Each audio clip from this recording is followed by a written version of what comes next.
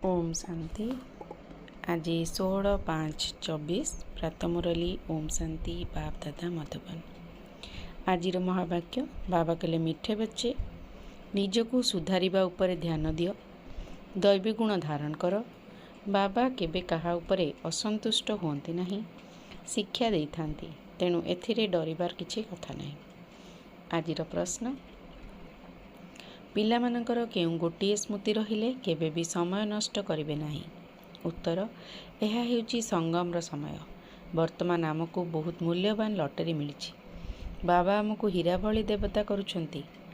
जदि एही स्मृति रहिबो तेबे केबे भी समय नष्ट करिबे नाही। एही ज्ञान जन्म जन्म पाई भाग्यर आधार, तेणु एही पाठपढ़ारे केबे भी अनुपस्थित हुओ नाही। माया देह अभिमान उत्पन्न करबा पाई चेष्टा करिबो, किंतु तुमर जदि सीधासलख बाबांक सहित जोग थिबो तेबे समय सफल होइजिबो।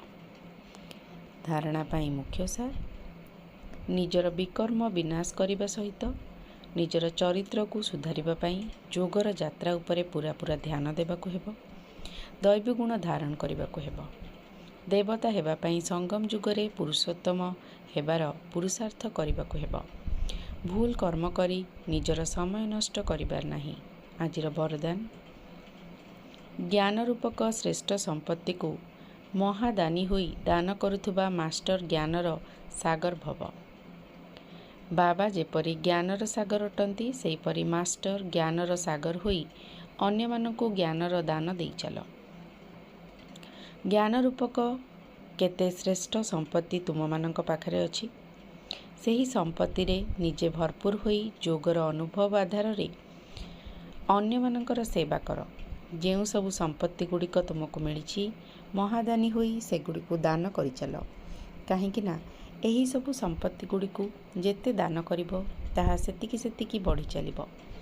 तेणु महादानी हेबा अर्थ देवा नुहे, बरं आहुरी अधिक भरपूर करिबा।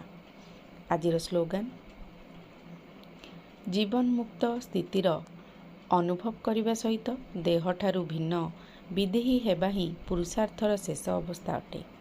ओम शांति।